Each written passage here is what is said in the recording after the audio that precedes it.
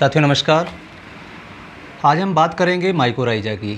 Mycorrhiza एक ऐसा मित्र फफूंद है जो रासायनिक खेती करने वाले किसानों के लिए और जैविक खेती करने वाले किसानों के लिए यानी दोनों के लिए ही बहुत उत्तम प्रकार का खाद है, या कह सकते हैं कि पोषक तत्व का प्रोवाइड करने वाला, उपलब्ध कराने वाला एक मित्र फफूंद है। यह दो प्रकार का होता है। आप मार्केट में जाएंगे तो आपको एंडोमाइकोराइजा मिलता है। एंडोमाइकोराइजा जितनी भी फील्ड क्रॉप हैं, फल वाली फसलें हैं, उन सब में इस्तेमाल होता है। दूसरा होता है एक्टोमाइकोराइजा। एक्टोमाइकोराइजा उन पौधों की जड़ों में पाया जाता है जो बड़े बड़े वृक्ष होते हैं, जैसे शीशम, नीम, बकायन, देवदार, चीड़, या कह सकते हैं कि खेजड़ी, जिसको हम शामी भी कहते हैं, ये राजस्थान में पाया जाता है। इनकी जड़ों में ये प्राकृतिक रूप से पाया जाता है, लेकिन इसको कॉमर्शलाइज़ अभी तक नहीं किया गया है क्योंकि इसका बहुत ज़्यादा यूज़ नहीं है। लेकिन एंडोमाइकोराइजा मार्केट में आपको बहुत सारी कंपनीज़ का मिल जाएगा। एंडोमाइकोराइजा की बात करें तो ये एक प्रकार का ऐसा फफूंद है जो phosphorus, zinc, iron, manganese, copper, boron, जितने भी सूक्ष्म तत्व हैं फास्फोरस के साथ साथ उनको उपलब्ध कराने का काम करता है।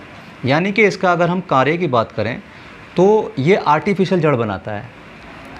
1 से 1000 गुना तक आर्टिफिशियल जड़ बनाएगा, और जिसके थ्रू अगर पौधे के संपर्क में कोई पोषक तत्व नहीं भी है तो भी उसको उठा करके पौधा अपनी यूज़ में ले लेता है।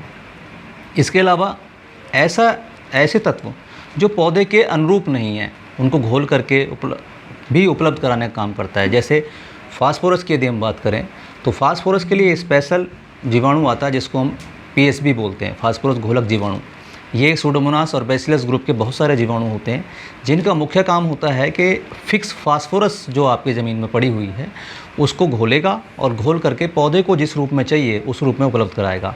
लेकिन यदि माइकोराइजा भी आपने डाला हुआ है या ज़मीन के अंदर उपलब्ध है तो माइकोराइजा अपने रूट्स डेवलपमेंट की वजह से अगर फास्फोरस पौधे की पहुँच में नहीं है तो वहाँ से उठा करके पौधे को उपलब्ध करा देगा।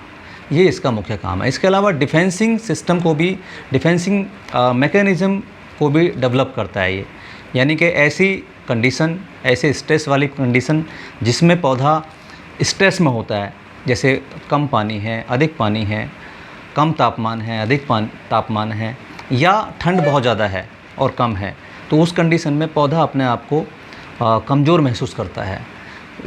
अगर माइकोराइजा पौधे की जड़ में है तो पौधे को अंदरूनी ताकत मिलेगी, और उस ताकत के साथ साथ जो रेजिस्टेंस पावर है पौधे की वो बढ़ जाती है। यानी कि स्ट्रेस वाली जो कंडीशन है उस कंडीशन में भी आपको पौधा जो है फसल अच्छे से खड़ी रहेगी।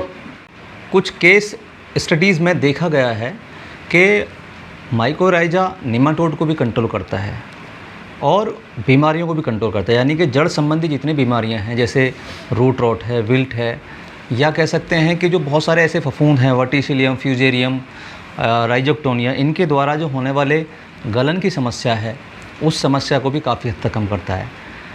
कहने का मतलब ये है कि ये एक ऐसा फफूंद है जो रासायनिक और जैविक दोनों किसानों के लिए बहुत अच्छे से डिफेंसिंग का काम करता है, पौधे को अंदरूनी ताकत देता है और पौधों को तत्वों को उपलब्ध कराने का काम भी करता है। अगर आप मार्केट में जाते हैं तो इसके बहुत सारी कंपनीज इसको बना रही हैं। इसमें हम जब आप ख़रीदते हैं तो एक बात का ध्यान रखें कि जो इसका पैरामीटर्स हैं, जो गवर्नमेंट के स्टैंडर्ड्स के अकॉर्डिंग होने चाहिए, जैसे कितना प्रोपोगल्स होने चाहिए उसमें, आईपी, इनोकुलम प्रोपोगल्स, या इसका इफ़ेक्टिव जो फंगस का स्पोर है उसको हम आईपी बोलते हैं। तो ये गवर्नमेंट के स्टैंडर्ड्स के अकॉर्डिंग 100 होना चाहिए। लेकिन कुछ जो अच्छी कंपनीज़ हैं वो ज़्यादा भी देती हैं, कुछ 120 देती हैं, कुछ 200-250 भी देती हैं। और मेरे एक संपर्क में है श्री कृष्णान गौशाला, जिसके बारे में मैं अक्सर अपनी वीडियोज़ में बात करता हूँ। तो वो पर ग्राम के हिसाब से बहुत अच्छी मात्रा में देते हैं, यानी कि 2-2,500 प्रोपोगल्स भी देते हैं।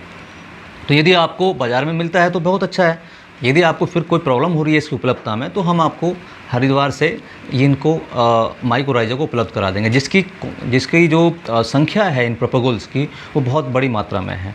यानी कि उनका जो मेन मकसद है वो यही है कि किसान के पास में ऐसी चीज़ पहुँचे जो उसको तुरंत काम करे और जब क्वांटिटी अच्छी होगी इन प्रोपेगल्स की तभी वो अच्छा काम कर पाते हैं। तो बाज़ार में आप जाएँ तो उसका पीएच वैल्यू, उसका मॉइस्चर लेवल और ये आईपी भी देख लें, तभी आप बाज़ार से इसको ख़रीद सकते हैं। ये मार्केट में आपको दानेदार फॉर्म में भी मिल जाता है, पाउडर फॉर्म में भी मिल जाता है, लिक्विड फॉर्म में भी मिल जाता है। तो आप जितनी डोज होती है उस हिसाब से आप इसका इस्तेमाल कर सकते हैं। तो माइकोराइज़ा जो है अपने आप में एक बहुत अच्छा फफूंद है जिसका प्रत्येक किसान इस्तेमाल कर सकता है। ये प्रयोग करने की जो विधि है, देखिए इसका स्प्रे नहीं होता है क्योंकि ये जड़ में काम करता है। तो हमने क्या करना है, जो भी आपने पैकेट लिया है जो उस पर रिकमेंडेशन लिखी होती है उसको गोबर की खाद या मिट्टी में मिलाएं और पानी देने से पहले, या खेत में नमी होनी चाहिए तो शाम को आप इसमें इस्तेमाल कर सकते हैं, और या फिर उपयोग करने के बाद गोबर की खाद या कंपोस्ट ले लीजिए आप 50 से 100 किलो पर एकड़ के हिसाब से, उसको उसमें मिक्स कीजिए। चाहें तो हल्की मात्रा में 100 आधा किलो या 1 किलो गुड़ भी ले सकते हैं। गुड़ जो है फफूंद को बढ़ाने में मदद करता है। नहीं भी है तो भी कोई दिक्कत नहीं है, मिक्स करें और उसको दे दें और सिंचाई ऊपर से सिंचाई कर दें। तो इस तरीके से आप इसको पौधे की बढ़वार की ग्रोथिंग अवस्था में भी, जैसे धान का समय चल रहा है तो धान में भी आप रोपाई करने के 7 से 10 दिन बाद तक आप इसका इस्तेमाल कर सकते हैं। करने को तो आप इसे 35 से 45 दिन तक भी कर सकते हैं क्योंकि उसकी बढ़वार की अवस्था 45 से 50 दिन तक के आसपास होती है, उसमें फुटाव की अवस्था होती है, तो उस समय भी इस्तेमाल कर सकते हैं। लेकिन शुरू में करेंगे तो इसका ज़्यादा लाभ आपको मिलेगा। दूसरा, जो केमिकल फर्टिलाइज़र्स आप डालते हैं उनको भी ज़्यादा डालने की ज़रूरत नहीं पड़ेगी क्योंकि ये डिफेंसिंग सिस्टम जो है, मैकेनिज़्म, वो जड़ों के आसपास क्रिएट कर देता है। तो इस तरीके से आप इसका इस्तेमाल कर सकते हैं। स्प्रे नहीं करना है, आपको इसको ज़मीन में ही इस्तेमाल करना है। तो मैंने आपको आज माइकोराइज़ा के बारे में बताया।